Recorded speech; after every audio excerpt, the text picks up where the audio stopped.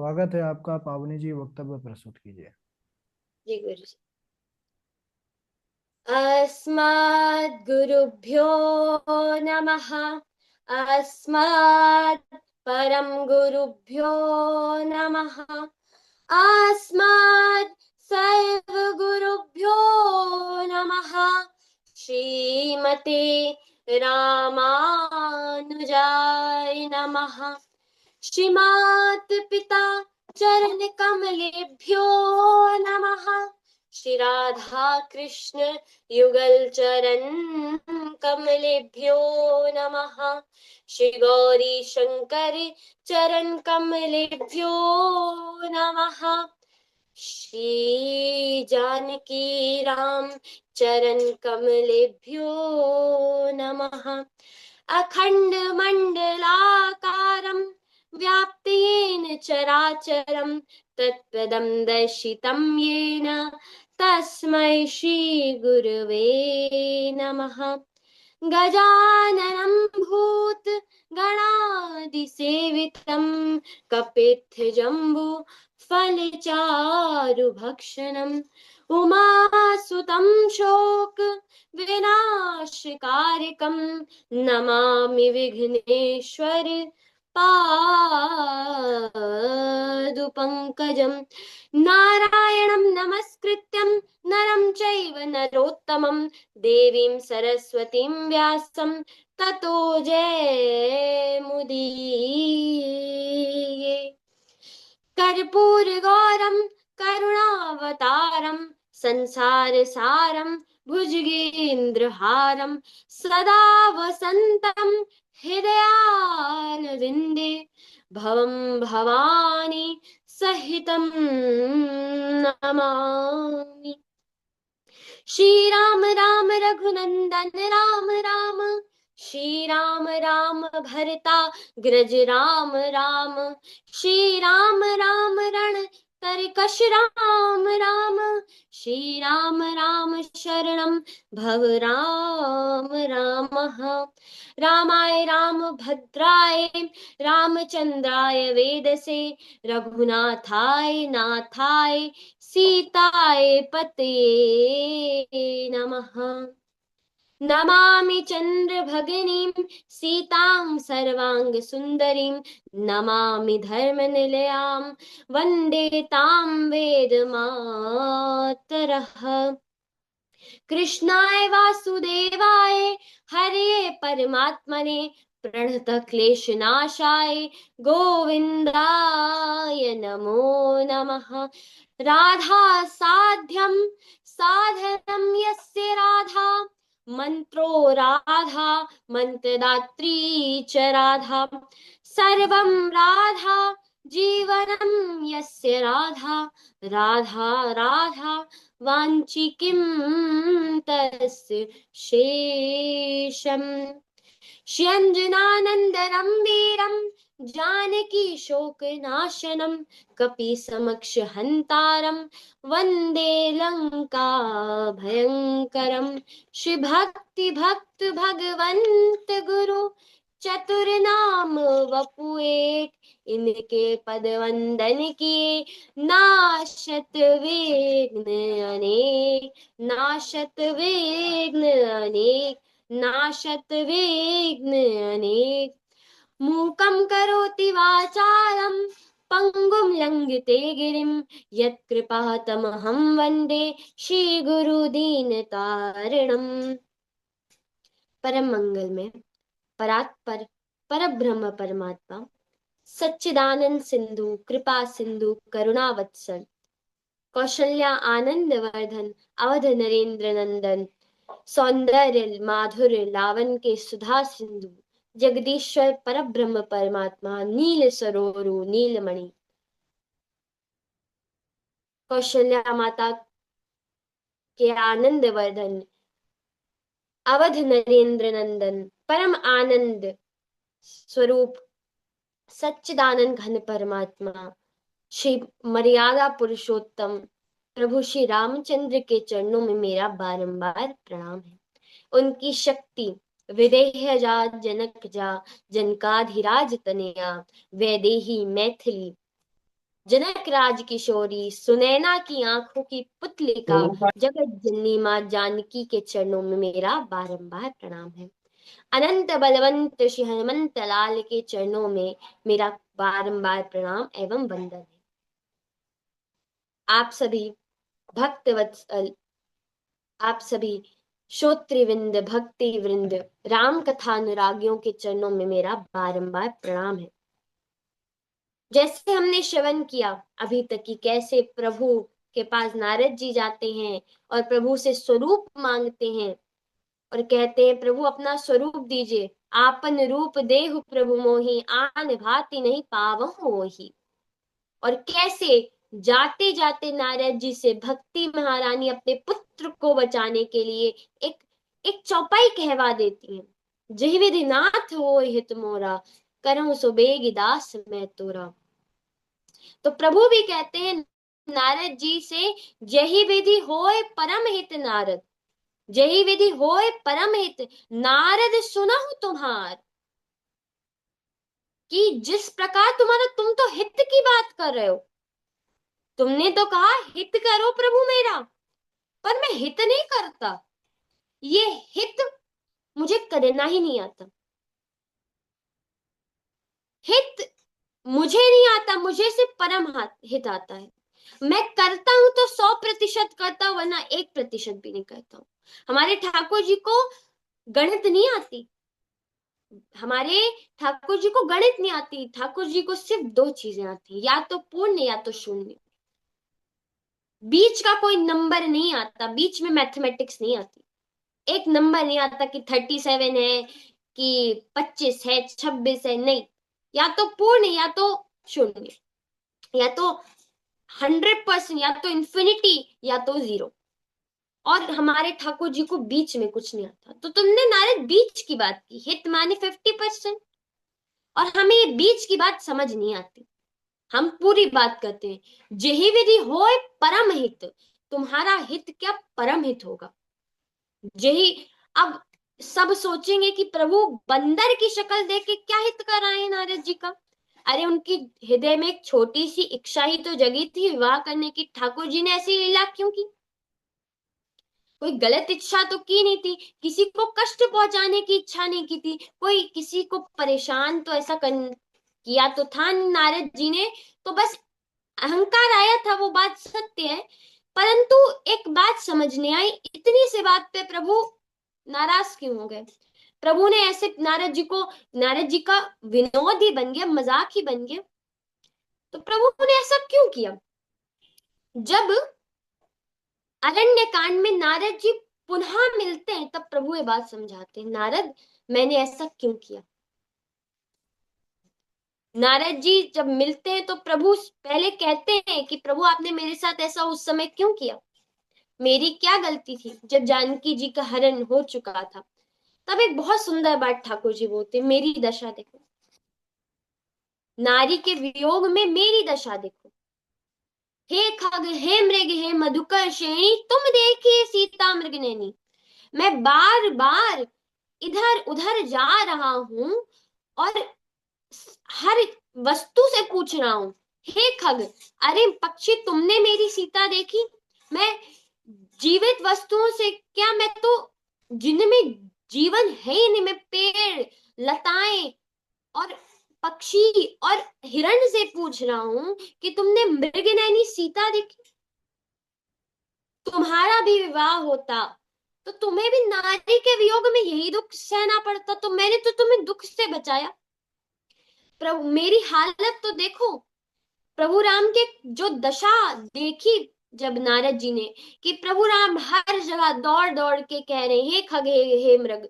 और ये वो लीला है जिस पे माँ जगत जननी, माँ सती भी मोहित हो गई, माया, प्रभु की माया ने पकड़ ली। तो देखो ये दशा, जब परमात्मा नारी के विरह में इतना दुखी हो रहा है, तुम तो मनुष्य हो नारद, देव ऋषि हो, ठीक है, संत हो, भक्त हो, पर भक्त प्रभु भाव में और रस में भक्त बड़ा है। पर अगर हम ऐश्वर्य से देखें, और प्रभु तो प्रभु ही हैं, बाकी तो प्रेमी जन है, परंतु प्रभु का अस्तित्व सब सबसे बड़ा है, ब्रह्म से बड़ा क्या अस्तित्व है इस पूरे जगत में।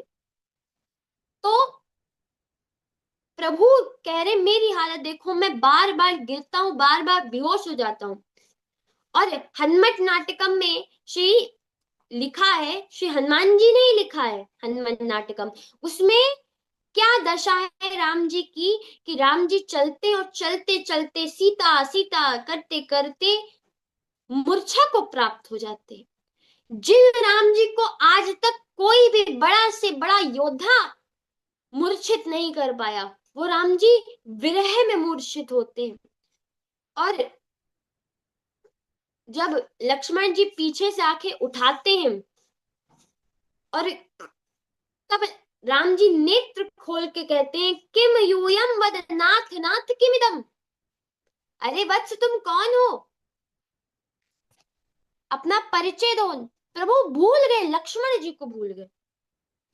तो लक्ष्मण जी कहते दासो हम लक्ष्मणा, मैं आपका दास लक्ष्मण। तो प्रभु बोलते हैं को हम वत्स, हु आई एम, मैं कौन हूं। भैया तुम तो लक्ष्मण हो, मेरे दास बता रहे हो, पर मैं कौन हूं। सा आर्य भगवान आर्य, आप रघुवंश भूषण श्री भगवान श्री रामचंद्र हैं, आप राघव जी सरकार हैं, आप राघव जी हैं। तो प्रभु कहते हैं सा को राघवा, ये राघव कौन है भैया, हमें तो इनके बारे में कुछ नहीं पता। अच्छा छोड़ो, ये सब छोड़ो कि मैं कौन तुम कौन, ये करने से कोई फायदा नहीं। ये बताओ किम कुरते विजयते वने, हम इस वन में क्या कर रहे। तुम तो कह रहे हो मैं कहीं का राजा हूं, राजकुमार हूं, रघुवंश भूषण, तो हम ये वन में क्या कर रहे हैं। तब बड़े दुख से लक्ष्मण जी ने हृदय पे हाथ रखते हुए, नजरें नीचे करते हुए कहा है अथा तो देवी सम दीक्ष्यते, हम यहाँ देवी की तलाश कर रहे हैं। अथा तो देवी सम दीक्ष्यते, हम देवी को ढूंढ रहे हैं। तो भगवान बोलते हैं का देवी, कौन देवी, क्या नाम है उन देवी का, देवी कौन देवी। तब लक्ष्मण जी के होंठ फड़फड़ाने लगते, आंखों में अश्रु भर जाते और कहते हैं जनकाधिराज तनया, हम जनक राज की पुत्री को ढूंढ रहे, जनकाधिराज तनया। और जैसे ही ये भगवान सुनते हैं तो भगवान तुरंत तुरंत हाँ जानकी, हाँ हाँ देवी जानकी कह के दोबारा दौड़ने लगते। ये दशा जब नारद जी ने देखी, नारद जी से कहा मैं परमात्मा होके ऐसी माया में फंस गया, तुम कैसे नहीं फंसते। इसलिए प्रभु ने बचाया नारद जी को। और जब नारद जी ने प्रणाम किया तो प्रभु ने, देखिए नारद जी ने मांगा था हरि रूप दीजिए, तो हरि का एक संस्कृत में अर्थ बंदर भी होता है। तो प्रभु ने यहाँ नारद जी को बचाने के लिए हरि रूप दे दिया, माने बंदर का रूप दे दिया। अब नारद जी ने तो सोचा मुझे तो भैया भगवान का रूप में, भगवान से ज्यादा कौन सुंदर। नील सरोरुह नीलमणि, नील नील धर श्याम, और लाजहु तन शोभा निरख, कोटि कोटि सतकाम। जो नील वर्ण के हैं, नील सरोरुह नीलमणि, नील नील धर श्याम, और लाजहु तन शोभा निरख, कोटि कोटि सतकाम। ऐसे लगता है करोड़ों कामों देवों, कामदेव को, करोड़ों कामदेवों को एक एक अदा पे मोहित कर रहे हैं। इनके आगे करोड़ों कामदेव फीके हैं, ऐसा सुंदर स्वरूप है।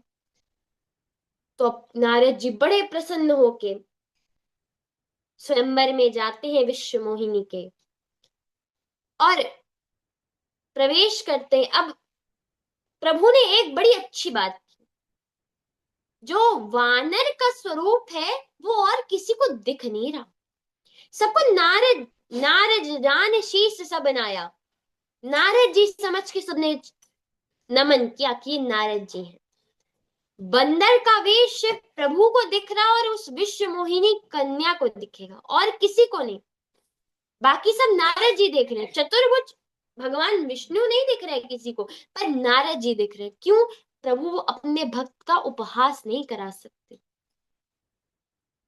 इसलिए नारद जी, इसलिए किसी भी भक्त जिसमें अभिमान आ जाए, अगर कभी कोई आपके सामने कोई संत है, कोई भक्त, उसमें अभिमान भी आपको दिखे, तो आप बोलिए मत। क्यों? अरे प्रभु इनके स्वामी, ये प्रभु के दास, प्रभु को ठीक करना होगा, हम ठीक कर लेंगे, ये प्रभु के दास हैं, प्रभु की माया है, प्रभु जाने ये जाने, आपको बोलने की क्या जरूरत? क्योंकि अगर संत का अपराध हो गया, वो डबल पाप लग जाएगा।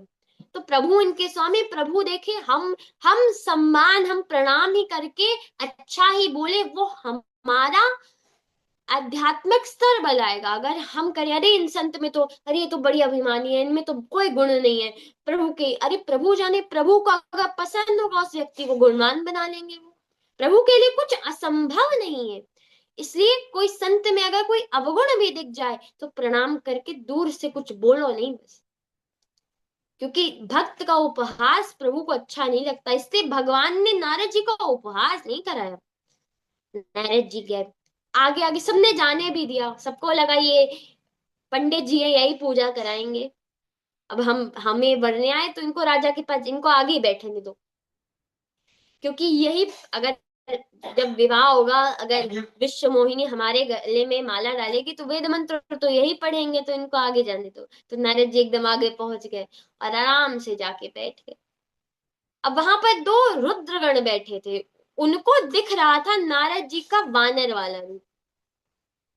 अब उनको बड़ी हंसी आई, समझ गए वो भी। तो वो नारद जी से बोले, नारद जी आज तो विश्व मोहिनी किसी को नहीं मिलने वाली, बस आपको ही मिलेगी।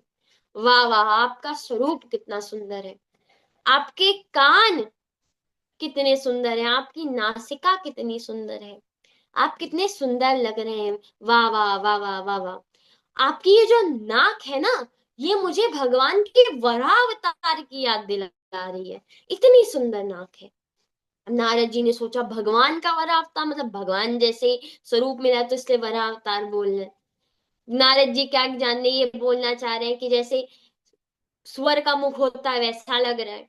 और वाह वाह नारद जी, वाह वाह, आपके कान कितने सुंदर हैं, आपके कान तो भगवान शिव के छोटे बेटे जैसे लग रहे हैं।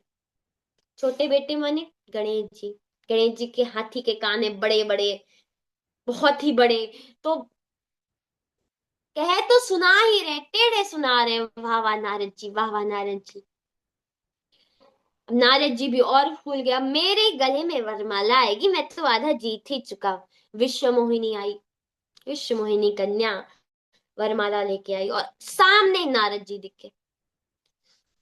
नारद जी जैसे ही दिखे, विश्व मोहिनी को इतना क्रोध आया कि मैं विश्व मोहिनी हूं, मुझे, मेरे लिए कितने राजाओं सबसे आगे लाइन में एक बंदर को बैठाया हुआ है, सबसे पहले इसी को बैठा दिया। विश्व मोहिनी चली गई सामने से। नारद जी ने कहा, देखा नहीं क्या ध्यान से? तो नारद जी और उचक उचक के दिखा रहे, अरे भैया इधर देखो। और विशेष बात यह है, विश्व मोहिनी ने उस कतार में, उस लाइन में ही किसी को नहीं देखा जिस तरह नारद जी बैठे थे। अब ये तो थी तो नारद जी के लिए ये बुरी बात, विश्व मोहिनी नहीं देख रही, पर समझने की बात ये है कि जहां संत बैठा हो, फिर वहां माया देखती नहीं, तो उस कतार में संतों के साथ बैठ जाओ, अच्छी संगति में बैठ जाओ, किसी सदगुरु के साथ बैठ जाओ, उनके चरणों में बैठ जाओ। अगर उनके चरणों का भी संग हो जाएगा, उनका संग हो जाएगा, तो माया देखेगी नहीं। भले तुम कितने भी पापी हो, अगर किसी सत्पुरुष का संग हो जाए, तो ये लिखी बात है, लिखी बात है, पक्की प्रमाणित बात है कि कितना भी प्रयास कर ले, माया देखती नहीं। अगर किसी सत्पुरुष का 1 मिनट का भी सत्संग हो जाए, 1 मिनट का भी किसी भगवत भक्त के साथ भगवत चर्चा हो जाए, तो वो जीवन बनाने की शक्ति रखती है। तो नारद जी बेचारे बड़ी दुखी, इतनी देर में प्रभु अपना रूप धर के आए, विश्व मोहिनी में उनके गले में माला डाली और प्रभु का विवाह हो गया विश्व मोहिनी से। अब नारद जी ने कहा, सब उठने लगे, जाने लगे। तो नारद जी ने कहा, अरे भैया, अभी तो विश्व मोहिनी ने गले में माला नहीं डाली, सब जा रहे। तो रुद्रगणों ने कहा, अरे नारद जी, विवाह हो गया, विवाह के रसगुल्ले भी बट गए, सब भोजन भोजन करके निकल रहे हैं, अब आप भी चलिए, घर उठिए, जाइए। नारद जी ने कहा, विवाह हो गया, किसके साथ? भैया, विवाह तो मेरे साथ होना चाहिए, ये कौन सी बात हुई? कोई जरूर यहाँ छल हुआ है, कुछ हुआ है, कुछ गड़बड़ किसी ने की है। तो रुद्रगणों ने कहा, प्रभु अपना मुख तो देखो, कैसे विवाह होगा तुम्हारा, मुख तो देखो अपना। तो नारद जी, अब भैया ऋषि मुनियों के पास कहाँ होता है आईना, कहाँ रखते हैं? वो शीशा की चक मारे अपना शक्ल, अपने मुख को देखे। तो नारद जी ने जल में प्रतिबिंब देखा, और जल में प्रतिबिंब देखना अशुभ माना जाता है। तो नारद जी ने जल में प्रतिबिंब देखा, बहुत क्रोध आया। ये क्या बंदर, वो भी बंदर बनाया, काला बंदर, लंगूरी बंदर। नारद जी को बहुत क्रोध आया। नारद जी ने कहा कि अब भगवान विष्णु ने मेरे साथ बहुत गलत किया। नारद जी तुरंत उठे और वहां से जाने लगे भगवान के वैकुंठ। और क्या कह रहे, देहु शाप की मरहूं जाई, जगत मोर उपहास कराई। आज मैं भगवान को या तो शाप दूंगा या तो मर जाऊंगा, मेरे पूरे जगत में उपहास करा दिया। आज बताऊंगा, आज मैं उन्हें ब्राह्मण की शक्ति दिखाऊंगा, आज मैं उन्हें अपनी साधना की शक्ति दिखाऊंगा। प्रभु खुद को बहुत बड़ा समझते ना, तो मैं भी, ब्राह्मण को पृथ्वी लोक का देवता कहा गया, मैं भी बता दूंगा मैं क्या हूं। और जैसे ही वैकुंठ पहुंचने वाले थे, पहले ही प्रभु मिल गए। प्रभु मिल गए, क्यों पहले ही मिल गए बीच रास्ते में? क्योंकि वैकुंठ जाने के लिए आपके अंदर 6 विकार नहीं होने चाहिए, काम, क्रोध, लोभ, मोह, मद, मात्सर्य। इस समय काम भी था विश्व मोहिनी के प्रति, क्रोध भी था प्रभु पे, और लोभ भी था कि विश्व मोहिनी के हाथ में जो गुण लिखे हैं, जो अच्छे अच्छे उसका भाग्य लिखा है, वो जिससे विवाह करेगी वो सब लोगों में पूजनीय हो जाएगा, वो अमर हो जाएगा, और वो अपराजयी हो जाएगा। तो लोभ भी है, काम, क्रोध, लोभ, मोह भी है कि विश्व मोहिनी तो मेरी थी, अब कैसे ले ली। मोह भी है, मद भी है, अभिमान भी था कि मैंने कामदेव पे विजय प्राप्त की, और मात्सर्य भी, ईर्ष्या भी है कि कोई और ले गया विश्व मोहिनी को। 6 विकार है इस समय नारद जी के हृदय में, और उन 6 विकारों के साथ कोई वैकुंठ नहीं जा सकता, ये लिखी बात है। तो प्रभु पहले मिल गए, और यहाँ नारद जी ने श्राप दिया है। कैसे श्राप दिया है वो सब हम अगले वक्तव्य में श्रवण करेंगे, क्योंकि समय हो गया है गुरु जी, इसलिए अपने वाणी को विराम देती हूँ। कोई अगर चूक हो जाए तो क्षमा कीजिएगा, कोई तैयारी नहीं थी गुरु जी, बस आपके चरणों में समर्पित। जय जय श्री राधे। बहुत बढ़िया, बहुत सुंदर। पावनी जी, आप बिना तैयारी के ही इतना बढ़िया बोलती हैं कि तैयारी तो सदैव रहती है आपकी। बहुत अच्छा, ठाकुर जी कृपा बनी रहे। बस गुरु जी आपकी कृपा, कुछ वो नहीं था मतलब क्योंकि 2-3 दिन पहले हुआ था वक्तव्य, थोड़ा हम नहीं कर पाए थे तैयारी, पर हमने कहा अब कोई वक्तव्य नहीं करता, तो फिर मैंने कहा कर देती हूँ गुरु जी, जो होगा देख लेंगे। बहुत अच्छा।